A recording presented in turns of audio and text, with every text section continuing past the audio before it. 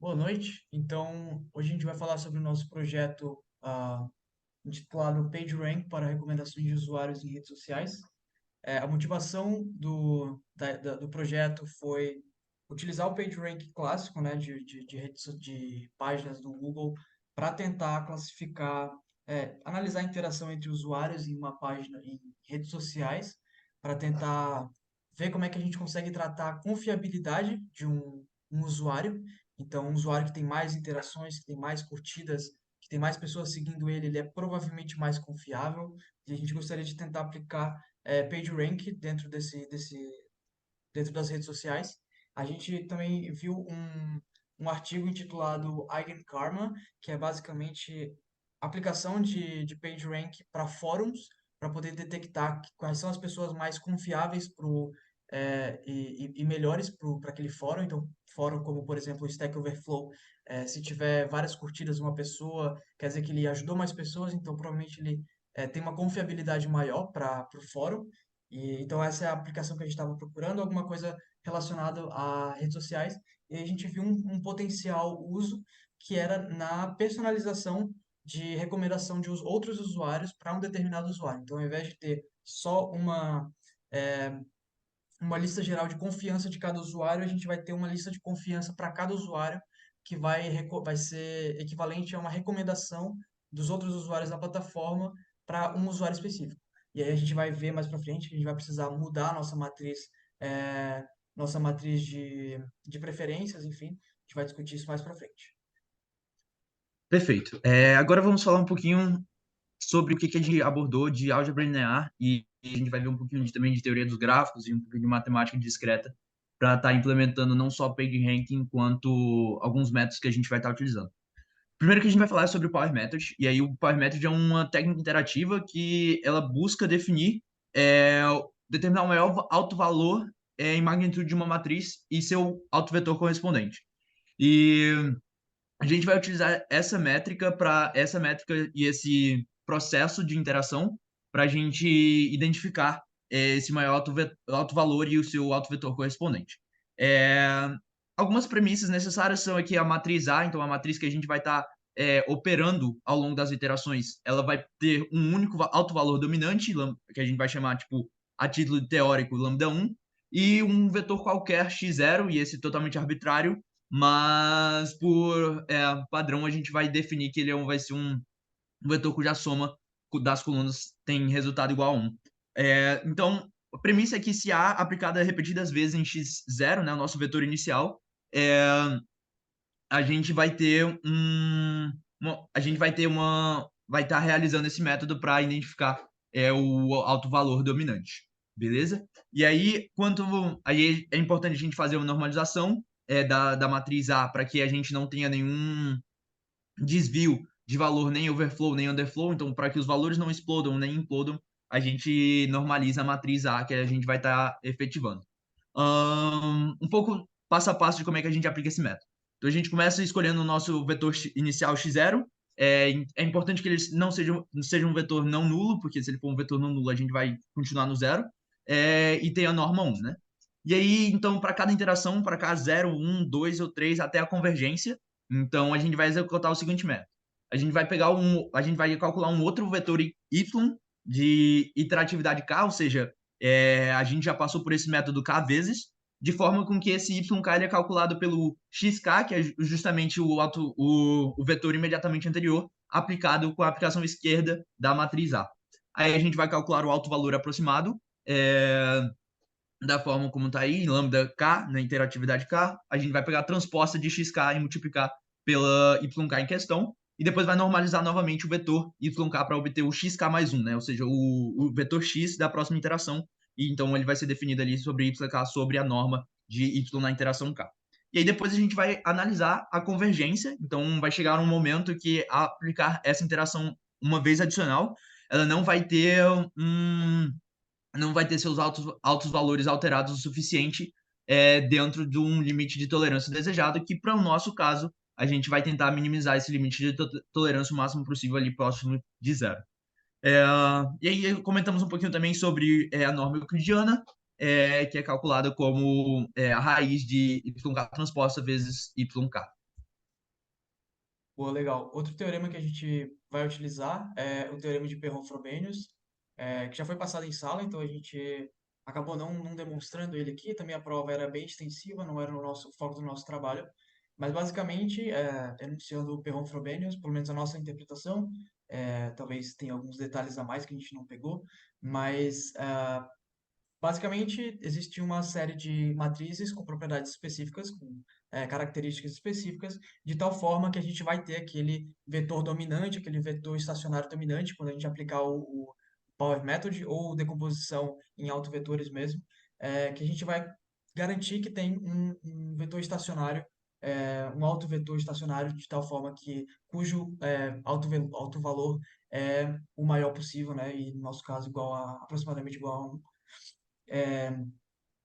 Então, essas matrizes que satisfazem essas condições são matrizes N por N, então matrizes quadradas com entradas não negativas, que é o nosso caso, e supondo que A é irredutível, e por irredutibilidade a gente fala sobre grafos que não possuem é, componentes fortemente, componentes conexos, só que desconexos, né, distintos, componentes conexos distintos dentro do mesmo grafo, que pode ser o nosso caso, dependendo da distribuição das interações, como a gente vai modelar mais para frente.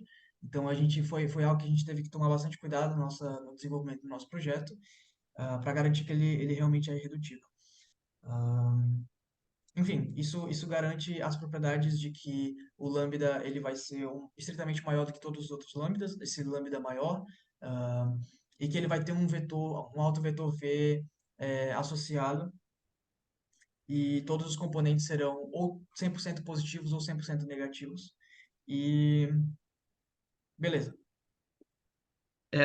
E agora a gente vai falar um pouquinho da teoria do PageRank, a gente vai comentar um pouco brevemente sobre cadeia de Markov.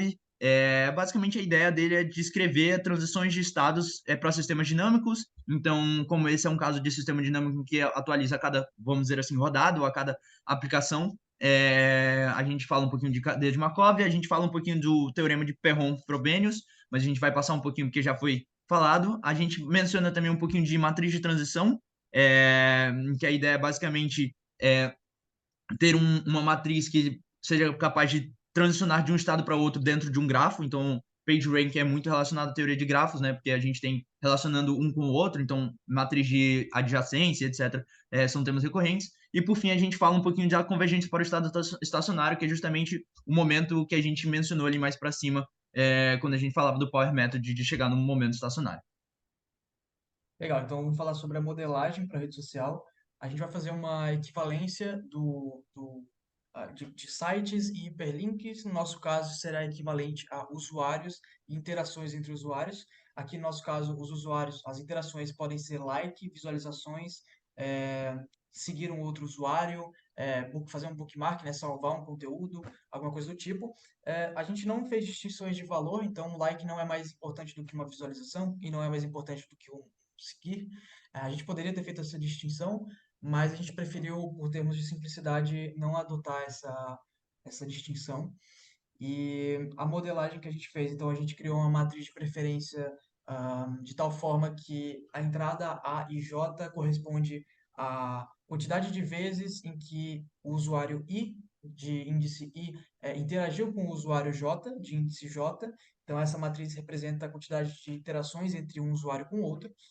E a gente modelou, com base nos teoremas explicitados anteriormente, a seguinte expressão. E aí agora, a partir daqui, a gente tem um PageRank normal, um PageRank tradicional, onde a gente sabe como resolver. A Perfeito. gente parte Agora agora vamos para falar. a aplicação de um caso real. Perfeito. Então, partindo para como é que a gente vai aplicar isso, vamos botar em maneiras práticas o que foi que a gente fez. Inicialmente, a gente escolheu uma base que a gente tirou do Kaggle, e basicamente essa base é de uma rede social acadêmica, em que a gente vai ter usuários e artigos sendo publicados, e a gente vai fazer um estudo em cima disso.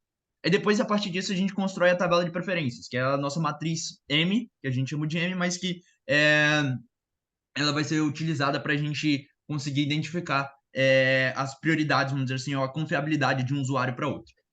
A gente construiu essa tabela, basicamente deu uma filtrada nela para a gente obter 250 usuários, que estão presentes em ambas as tabelas, tanto postando quanto, tipo, curtindo ou comentando ou tendo alguma interação com outro usuário. E aí, em seguida, a gente fez uma aproximação, vamos dizer assim, para a gente pegar os 20 usuários com maior número de interações. Isso também para aumentar o grau de confiabilidade da nossa matriz, no sentido de ter mais interações entre os usuários no nosso campo de estudo, vamos dizer assim. A gente gostaria de garantir que ela não tivesse aqueles componentes conexos, fortemente conexos, distintos dentro da mesma matriz, que a gente não poderia garantir Perron Frobenius, por exemplo. A gente teria Uhum. vetor estacionário, que a gente teria mais de um ciclo fechado e a gente não poderia garantir as propriedades de Perron. Então foi uma forma de que a gente encontrou de garantir que isso não fosse acontecer e realmente não acabou não acontecendo no final.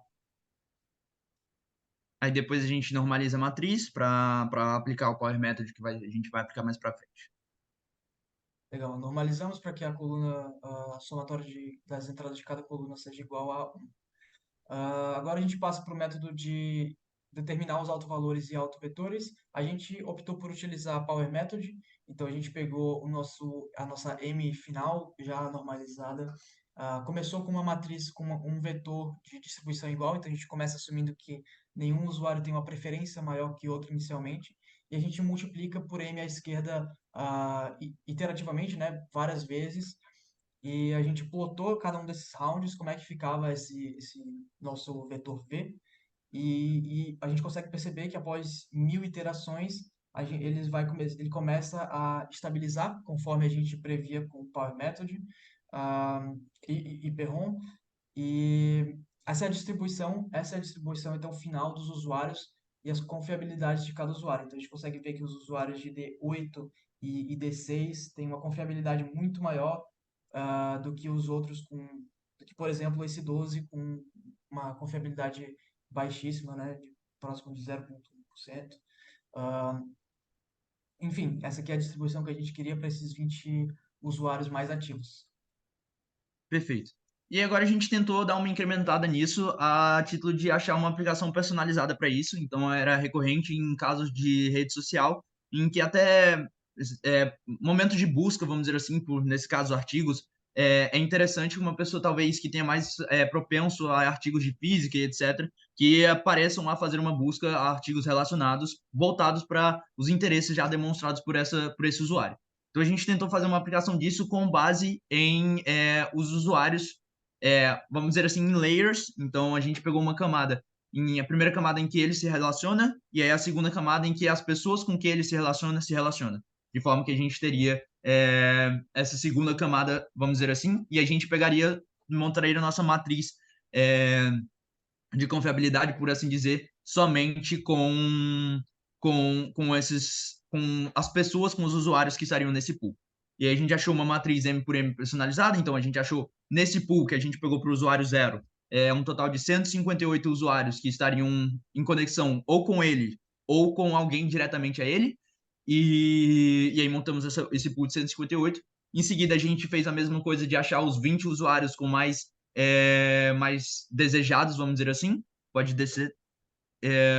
E a gente montou a matriz com esses 20 mais desejados para esse caso. E aí depois aplicamos o Power Method mais uma vez para achar a confiabilidade dos usuários, nesse caso em relação com uma lista de usuários a partir do usuário 1. Exato, e agora a gente consegue perceber que essa distribuição é completamente diferente da outra distribuição que a gente encontrou, o que é bom, porque cada usuário vai ter uma distribuição diferente para si mesmo. Então, pessoas que talvez sejam mais populares na plataforma, mas não tenham nada a ver com um usuário específico, não vão ter esse peso e não vão acabar aparecendo na recomendação desse usuário, caso essa plataforma utilizasse esse algoritmo para determinação de recomendações. Aqui são as referências que a gente utilizou. A gente espera que você tenha gostado da nossa apresentação. E obrigado, boa noite.